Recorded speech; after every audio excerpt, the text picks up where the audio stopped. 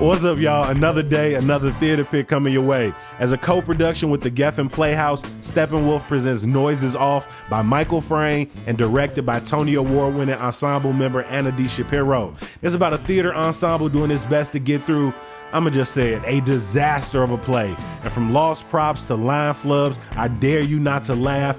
Me personally, I love a good meta comedy. Noises Off runs September 12th through October 27th. You can buy tickets starting at just $20 at steppenwolf.org. If you need another show to put on your calendar, I got you. Make sure you catch the full Monty at Paramount Theater in Aurora from August 21st through October 6th. Winner of 9 Tony Awards, the musical is about laid-off steelworkers trying to survive their economic troubles with a plan that takes them way out of their comfort zone. Get your tickets today at ParamountAurora.com or call the box office at 630-896-6666. But if you buy online, you can get $5 off per ticket, up to 4 tickets with promo code CityCast, all one word. Again, that's ParamountAurora.com and use the promo code CityCast.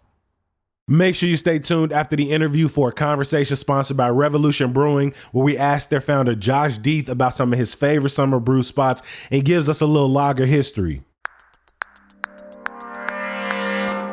Today on CityCast Chicago. Look, I get it. Nobody likes paying property taxes, but they make up a huge part of city budgets and how we pay for public services. So at the very least, they should be fair, right? Well, a new investigation from the Chicago Tribune and Illinois Answers Project shows a pattern of inaccurate property assessments across Cook County, which means some people are paying far more than their fair share. Here's exactly how it happened. It's Monday, August 12th. I'm Jacoby Cochran, and this is what Chicago's talking about.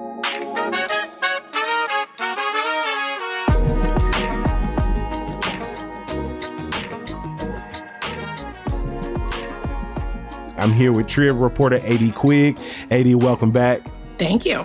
We are also joined by Alex Nicken from the Illinois Answers Project. Alex, it's always great to have you. Hey, Jacoby. Thanks. So y'all's investigation focuses on the office of the Cook County Assessor, Fritz Kagi. Quigg, can you remind folks what exactly the assessor does and how it affects what folks actually pay in property taxes? So the county assessor's job is to assess property, meaning look at your home or business and set a value. And that value is key to determining what your property tax bill ultimately will be.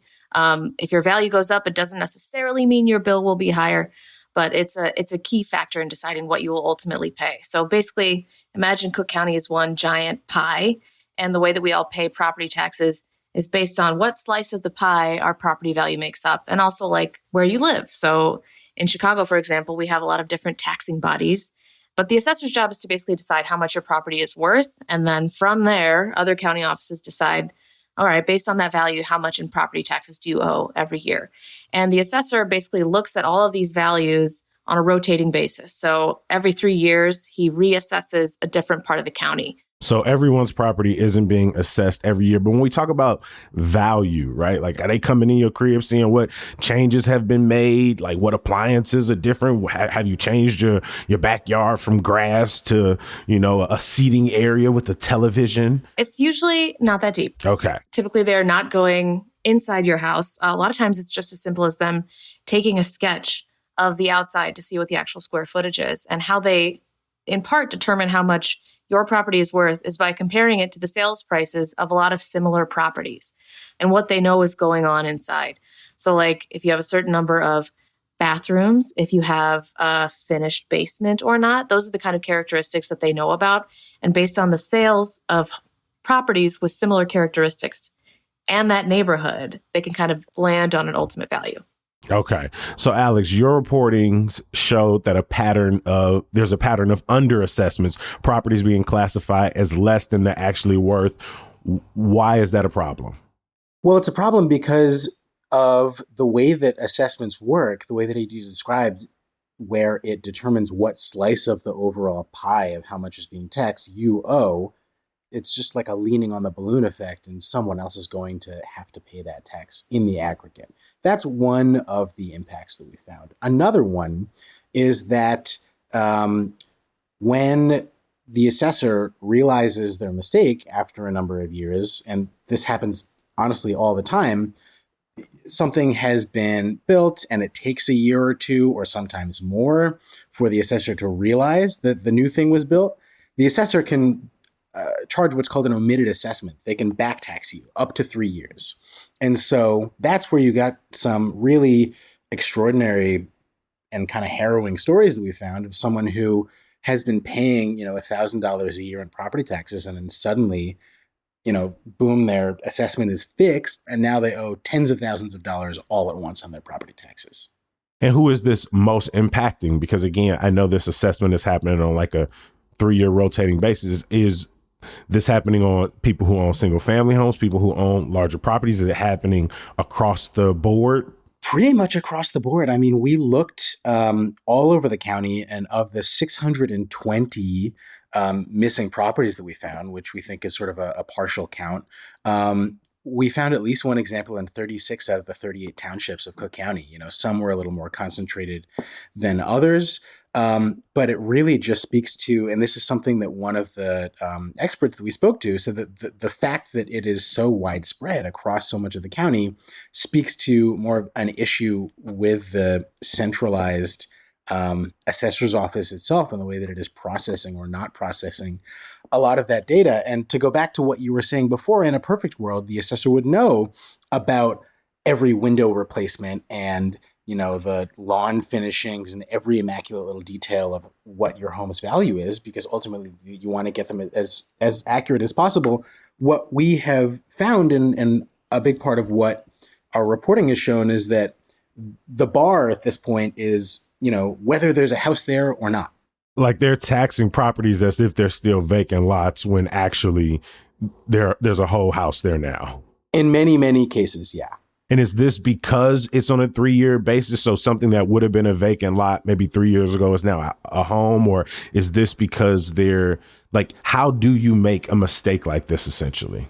There are, I think, a lot of answers to that question. It is a question that we have been asking to various different people in a lot of different ways and haven't gotten a fully adequate answer to. I mean, the metaphor that we've used is a sort of a leaky pipe all along through the process, because at first, the municipalities are supposed to send permit data to the assessor's office, and then the assessor is supposed to process that and send out a field inspector, and then the field inspector says that, hey, something has been built there. And we sort of found lapses at every stage of this process, including in a lot of cases that we just have no explanation for why they were missed, because, not only did the assessor have permit data, not only do they have sales data on file saying like, hey, what you think is a vacant lot just sold for $800,000.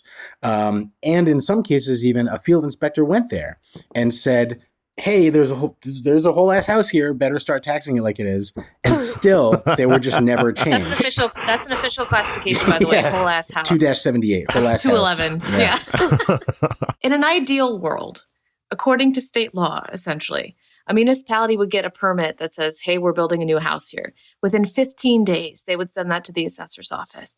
And as soon as possible, the assessor's office would send a field inspector out there to take a look at what was being built. But what we actually found is that sometimes it takes months or years for permits to get from the municipalities. Sometimes it gets sent from the municipality to something called a township assessor. And it could get lost between the township assessor and the county assessor. Or as Alex said, sometimes it gets lost in the Cook County assessor's office itself, or between the field inspection and it finally getting freshly assessed, something goes sideways. Or you get to the end of your calendar year and you got to close it out and come back next year. There's a lot of, the pipe is leaky kind of everywhere, but ultimately the responsibility is the assessor's office. It's in his title. He is the county assessor. He is responsible for assessing property.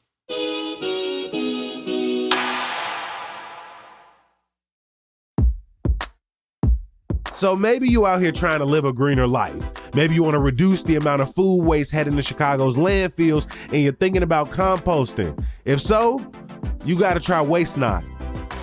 Here's how it works. Waste Not gives you a 5-gallon bucket with an airtight lid. That's where you're going to toss your food scraps, cooked or raw, paper products like napkins and coffee filters, and anything else that's certified compostable. Then the Waste Not team comes and collects your full bucket in electric service vehicles, might I add, and they leave you a clean, empty one. This happens every week or every other week, depending on your needs.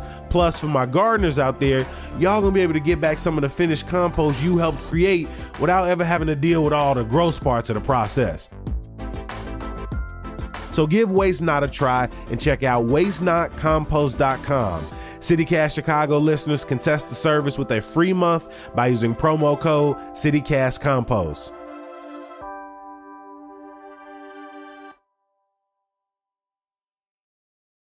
How widespread was this pattern, and how many properties did you find were improperly assessed? So the number that we eventually got to was 620. And that, I should point out, was literally just for the tax year 2023, which is for taxes that are currently being paid this year. How much did that add up to? That added up to, based on a very conservative calculation that we did, $444 million in untaxed property value. And again, that's not how much taxes weren't collected. That's how much fair market value, as sort of a very conservative estimate, just was ignored, was just not picked up. And that's what gets spread onto everyone else. And how does that affect individual tax bills that are going out? So it depends on where you live. And we talked to experts about this, trying to kind of get to the bottom of it. And we eventually found a pretty good example of how disparate this can be. So in a place like Chicago, I mean, Cook County, first of all, has somewhere between 1.8 and 1.9 million properties. So 620 in the grand scheme of that might not sound like a whole lot. And in the city of Chicago, when you miss dozens of properties, maybe it would have made a few cents difference in someone's bill. But in smaller municipalities, in a place like Linwood, which we looked at really closely, we found 80-something properties that were not properly picked up. So 80 properties in a place like Linwood, which has a population of like 9,000, can have a big impact. And Alex basically figured out a calculation. If the assessor had caught all of these properties, Alex basically calculated that if, let's say you own a $250,000 home in Linwood, if all of these properties would have been caught and we had everything in that pie, that owner of a $250,000 Linwood home, their bill would have been $200 lower, which is a fair amount of money. Like, I spend, $50 every few days at Aldi. And it's not nothing. And initially when we spoke to the assessor's office, they came forward with the argument that, hey, this is a rounding error, basically. And we do miss things every once in a while, but in the grand scheme, it's not going to make a big difference in people's bills. But in the case of Linwood, where you're missing a lot, it does. And like Alex said, we also did this analysis and eventually stopped. Like, this is not a comprehensive look at all 1.8 million parcels in all of Cook County. This is what we found. And we don't know to what extent this might be happening in other small municipalities. We're going to have a big impact. And that example in Linwood, I think, gets at a larger issue here and why this is so important, which is that with all of the budgetary strain that the city, the county, local governments, and homeowners trying to balance their budgets are all facing, the one unvarnished good, the one silver bullet that's supposed to help all of it is growing the tax base, adding more property value, building more properties. If that construction, if that new value isn't being added to the tax rolls, then they're not participating in that growth. That growth is not accruing to the benefit of the taxing bodies. And so then you just have the same number of people shouldering the growing and growing burden of tax liability. It does also, in a lot of cases, have bearing on how much, especially smaller towns and villages can collect. In Linwood, where we talked to the mayor, where the difference was about $400,000 that they were not allowed to collect by state law because, according to the assessor, that value just didn't exist. And Mayor Jada Curry of Linwood said, that's huge for me as a mayor of a small South suburban town. That means roads. That means being able to pay down debt. That means being able to hire another, office administrator to run this tiny village hall that they have. And so it matters for, governments too. If somebody's hearing this and thinking, Well, as an individual property owner, the assessor's office being a leaky pipe, essentially, like that sounds like it benefits me. They're undervaluing my property. I have to pay lower property taxes. Like, is that a fair conclusion or no? Like, this is ultimately going to burden you at some point. If you're being underassessed because the assessor thinks that you're vacant, it is, it's all fun and games until the assessor realizes the mistake, and then you get back taxed for the last 3 years.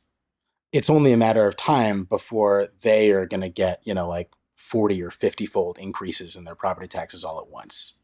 Can you give me some specific examples here? Like, who were some of the people for whom like this was a big deal? Like their bills kind of like immediately jumped up. And is there any way to have any recourse here? Because like, it doesn't sound like this is an individual property owner's fault. Right. I mean, that's exactly right. And there's, one example, AD talked to someone in Humboldt Park who's quoted early on in our piece. His name is Skylar Damiano, who discovered that he's being undertaxed, that the assessor thinks that his property is vacant. And he actually started calling around to his alderman and to county officials being like, hey, please take my money. And they were like giving him the runaround. So that's one example. I mean, we have a few examples in the story of ways that this has actually played out.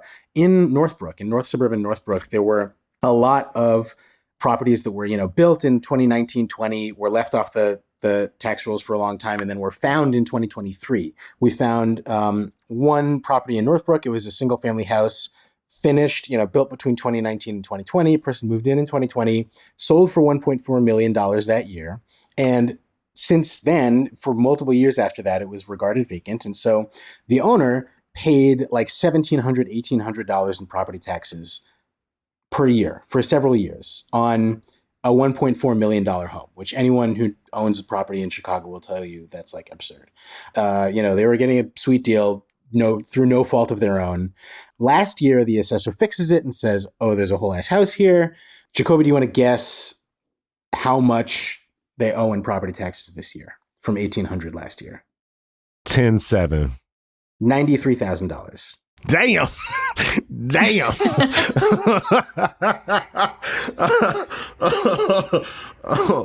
I'm laughing because it's uncomfortable. I'm sorry. That's whole ass student loan money right there. That's a down payment on like another really nice house. Yeah. And like our main example of like the flip side of this is our friend Naveed, Anwar, a first-time homeowner, got a home in South Suburban Justice with his wife and 3 children, was paying a lot of people pay their property taxes through their bank, like as part of their overall mortgage payment. It's made in escrow. So you're not like getting slapped with your bill and looking at it every year. It's like an automatic monthly payment that you're making to your bank, and maybe you're not paying attention. Alex and I caught essentially the village administrator who should have passed on the permit for his house years and years ago. And they were basically like, it slipped through the cracks. It was kind of a weird case. His house was built on a double lot, et cetera, et cetera. It was only caught because a township assessor looked back into the big audit and was like, oh, here were a few permits that were never transmitted to the assessor. And then he got this big back tax bill in December of last year, where his monthly payment went from $1,800 a month up to $4,700. He just got this letter from his bank out of the blue. And he said it basically sent him into a tailspin. He was like, this knocked out tons of savings. I worried for the future of my family. I worried I was going to lose my house. He did not lose his house. He managed to take some from savings. His family pitched in, but those kind of costs for a pretty simple bureaucratic mistake are pretty drastic for a lot of people. Y'all have talked and heard from mayors. You've heard from property owners from Humboldt Park to Linwood. Have you heard from Fritz Kagi? How has his office responded? So we had several conversations with the assessor's office, and I will give them credit that they were timely in responding to our many, many FOIA requests. And we got a lot of this data because it is available openly on their website. And we sat down with Assessor Kagi himself. Yes. So his response, like we spoke about earlier, initially from the office was, this is kind of a drop in the bucket, and this is something we're working on. A few of the things they said led to this. The permitting issue we were talking about from municipalities. So they were saying, we're not getting permit data in a timely fashion from some of our municipal partners for one reason or another. A big thing they pointed to was COVID, when a lot of departments that are like very heavily reliant on paper had to go remote. They said a lot of those permits might have gotten lost in the shuffle, and or a lot of municipalities are now playing catch up and sending us stuff from years ago that we need to go take a look at. One other thing they're improving is staffing. So something very early on in his administration that Kagi was aware of was a low number of permitting field staff, basically. So like physical human beings to go out and look at these new properties and assess them freshly. So very early on, there was an audit that said the office really should have, at its best, 65 field staff going out to look at this stuff. And the office has really struggled in the past few years to get even close to that number or even improve on the numbers that they had at the very beginning. And from time to time, they've been able to get like in the 30s, like 30-something people here or there, but never close to the 65. But they have said, we've kind of gotten around this by improving technology. So it used to be that field inspectors would come into our office and pick up a paper packet every day, the things they had to go drive and look at. They would go out, make a physical sketch of what size that property was or what they were seeing, and then come back to the office and scan it into like very ancient software. Today, they have upgraded software that integrates a lot of more detail in the permit data. They could do everything out in the field with little tablets. So it's a more efficient process, but there still are not enough people to look at things. On the staffing note, one thing that Kagi's office has really brought up in their defense is that so many of those cuts happened during that Joe Barrios administration and during the previous 10 years. I was going to ask about how it compares to the Barrios administration, because they were facing ethics allegations. They become notorious for unfair, out of whack assessments. And Kagi essentially ran as a reform candidate in 2018. And so I know that taking on the office in the state that it was, was a challenge in itself. But, I know you were sort of comparing the two in some ways. Yeah. And, this is something that we brought to, I think, one of the foremost experts on property taxes in the county, a professor named Chris Berry from the University of Chicago. And he basically acknowledged this is real. This is a real issue.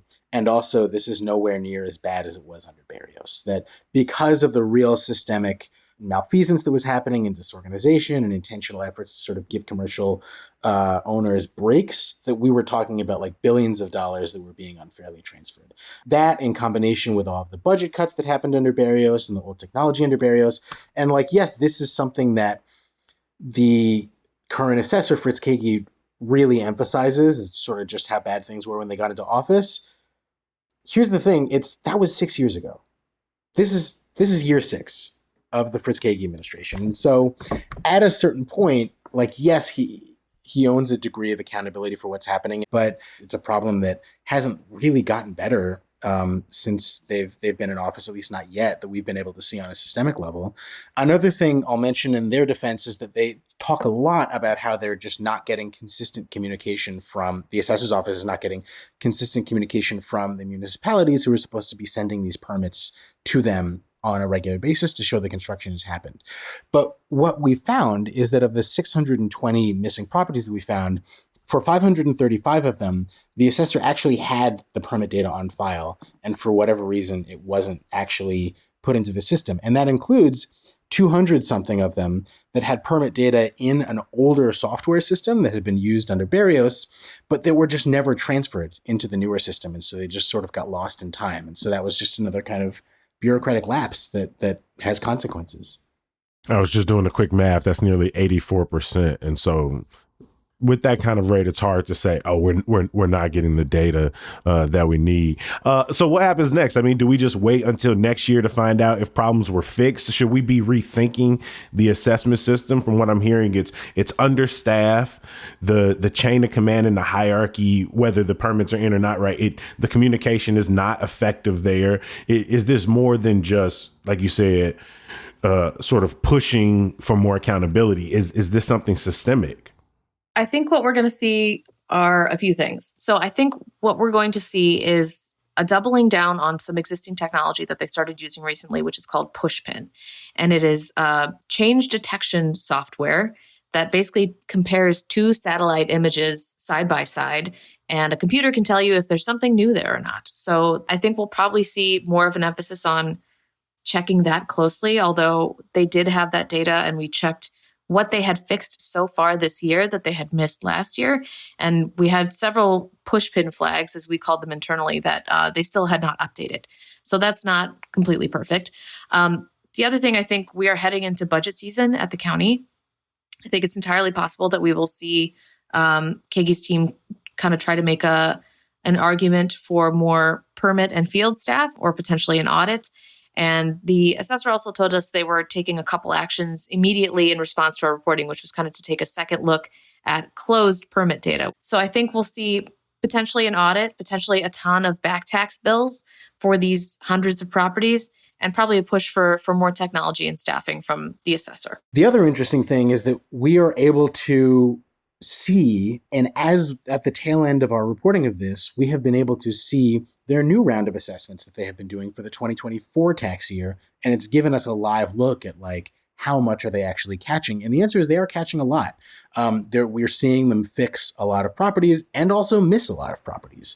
But the critical part of this and what makes it so complicated is like new stuff is getting built every single day. They're still getting permits sent to them. And the analogy has been brought up to us multiple times in different ways from people of like I Love Lucy with the chocolates on the conveyor belt, and why like no matter how many things they can keep trying to retroactively fix things and bring new things to bear, but this crush of new data is going to keep coming, and it's just going to be an ongoing struggle to continue to try to wrap their arms around it going forward. If someone suspects that their property is being underassessed, or if they're hit with a huge back tax bill, like what do you suggest folks do in those cases? So I would recommend everyone get as beautifully familiar with the assessor's website as we are. You can go and you can look up by address, or if you know your PIN, you can punch in your PIN, and you could see what classification your home has. The most often used classification for something that is vacant is 1-00, 100. And if you live in a house and it's a real house, but the assessor's office says it's vacant, that's a problem. I wish we had an exact website to tell you to go to do like a squeal appeal on yourself, but you can contact the assessor's office and say, hey, I think my home is being underassessed. If you do find yourself with a big back tax bill that you don't think you should owe, something you can do is check whether the assessor's office had a permit on file, had proof that they knew that something was being built, but they didn't look at it in a timely fashion. Their internal policy is not to back tax when it's their fault. So if you do get a big back tax bill, you can check whether the office had permit data. I mean, the kind of messed up other side of the coin is that in cases like Naveed Anwar's injustice, when it was the municipality's fault that the permit never got to the assessor is still going to go ahead and assess those back taxes. And that doesn't mean that it was any more Naveed's fault than it would have been if the assessor had the permits, but it is something to, it's a factor if you can show that the assessor had the information, but you're still going to be left with a much higher new tax bill for that present year that you're paying. To read the entire investigation from the Illinois Answers Project and the Chicago Tribune, head to our show notes. I want to give a huge thank you to our guest today, Trib reporter A.D. Quigg. A.D., always good to see you, my friend. Thank you. Good to see you. And from the Illinois Answers Project, Alex Nicken. Alex, always great to have you. Thanks. Great to be on.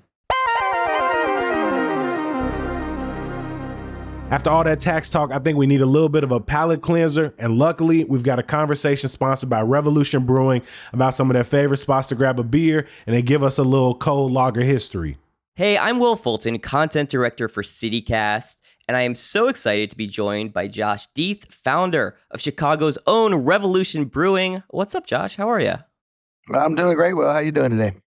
I'm doing really well. Even better now that I get to talk to you again, for sure. So I must say, as a major fan of, drinking in general, I've had beers in so many settings all over the world, and I might be a little biased here, but there is just a certain something special about drinking a beer in Chicago in the summer, right? It is just like a great pairing. Would you agree? Oh, definitely. It's the season for beer. Definitely. So, Josh, as someone who makes beer for a living, as someone who is one of the most influential minds in Chicago's beer scene, we wanted to get your expert take on the 3 best places to drink a beer in Chicago this summer, your holy trinity of Chicago beer drinking. So this is in no particular order. What would be your first rec here? I got to go with backyard. There's like this great solace that you can get in a Chicago backyard or like a back porch if you live in an apartment building. And some of those, the sun goes down and you just enjoy a quiet night with friends or even alone for a beer. And there's something nice about that where you're like getting away from the hustle and bustle in the backyard. Obviously, like the ballpark in summertime in Chicago, drinking beers at the ballpark comes to mind as just like, it doesn't matter if you're north side, south side. I'm a Sox fan myself. It's not the greatest year for the Sox, but there's still plenty of people out there enjoying beers and enjoying the national pastime. I would say like by the lake or by the river, like by a body of water or like get away to Wisconsin or wherever and go drink beer on a lake up there for a little bit. There's nothing wrong with that. And, sneak some beers into the beach and drink beer. There's something that's where you want to be to cool off on a hot day. We just had a really big hot spell and you got to get outside and cool down. You can't stay inside all summer. All these places I mentioned so far are like outside places. Yeah. That's amazing. I could not agree more. I love the backyard oasis. Love drinking at the ballpark. Out of all the great beers Revolution makes, what's the best beer for these summertime drinking sessions, whether in your backyard or at the Sox game or wherever? Yeah, we actually have our lager Cold Time is the beer for summer right now for me. We make a lot of different beers. I love trying all the different beers we make, but Cold Time is an easy drinking lager, and that just pairs well with a warm day. It's very refreshing. It's not too heavy. It's one of the lighter beers we make in terms of like how it kind of hits your palate. There's just something about a nice, fresh, locally made lager that just quenches my thirst on a hot day. And so that's where I'm reaching for first. I love that. And Cold Time is delicious, I have to say. I tried it myself. And you can get it at the Sox game, actually. They have it at Sox Park. Amazing. That'll ease some of the suffering of the current Sox season, I would say. Maybe a little bit. A little bit. So used to suffering down there. So. One thing I've heard in my beer drinking life is that lagers are kind of considered an inherently Midwestern beer. And I'm wondering, what's the connection there? Why is that the case? Yeah, I think we say that too. And I think a lot of it goes back to kind of like the immigrants who came to the Midwest. And this was the beer style that they brought with them from their countries, not just Germany, but lager it's the most popular beer style in the whole world. There was a little bit more of an ale culture like on the East Coast early on from like the English who came, and then the Midwest is settled a little more by non-English type, Germanic country, and they brought the lager with them. And there's just a proud tradition going back before Prohibition of lager breweries here in the Midwest, and the beer became popular then. And as like the country grew and the Midwest grew, lager grew with it. And from hey, we got Miller to the north, we got Bud to the south. We're kind of smack dab in between them, two big global conglomerates. And obviously they make and sell a lot of lager. And as a craft brewery, we focused on IPAs, seasonal beers, and other ales for a while. And so for us, getting into lager in a big way is a newer thing within the last year or two. We have an Oktoberfest that comes out soon. That's also a lager, but Cold Time, a big year-round, easy drinking lager this is a big push for us. Yes, kind of totally with you there. Cold Time is made in Chicago, which is amazing. Why do you think it's ideal that you are drinking a beer made in your own city? Aside from just city pride, which is a big thing. But do you think it actually will taste fresher to get it right from the source? I know it does. The Cold Time is a fresh lager. It's a local lager. You can actually taste the yeast. The beer is fermented, and a lot of the lager, everyone's used to drinking these kind of industrialized global lagers that are meant to taste the same all over the world, no matter where you are. This is almost like the opposite. We want you to try to get it as fresh as possible, as close to the source as great, like when you come to the brewery, but you can get it at your local store. When you go to a place that sells a lot of beer, the beer moves and it stays fresh. And so, yeah, there's the freshness flavor from the yeast, even like the malts that we use. We use Midwest barley malt. Right on. Well, Josh, thank you so much for your insight here and talking to us about Revolution Brewing and Cold Time Lager. And maybe I'll see you at the ballpark this summer. Love a beer. Yeah, I'm going to the Sox game next week, I think. So maybe we'll see you. Good luck. Yep. All right. Thanks for being here. Have a great day, Will. Bye. All right, all you beer drinkers out there, make sure you pick up some Cold Time Lager this summer and find the latest about Revolution and all the cool stuff they do at www.revbrew.com. That is REVBREW.com. We'll have that link for you in our show notes for your drinking convenience. Check it out, and thanks for listening. Bye. Of course, I can't let you go without some good news. Astronomy in the Parks is taking place this week with 2 stops. Tonight, they're over at Harrison Park near Pilsen, and tomorrow night, they're at Westlawn Park. They're gonna bring the telescopes. All you gotta do is show up with a little bit of excitement. Now, they only got 3 days left after this week, so head to the Park District's event page and add it to your calendar. As always, we appreciate you for listening and reading. We're gonna be back bright and early tomorrow. We'll talk to you then. Peace.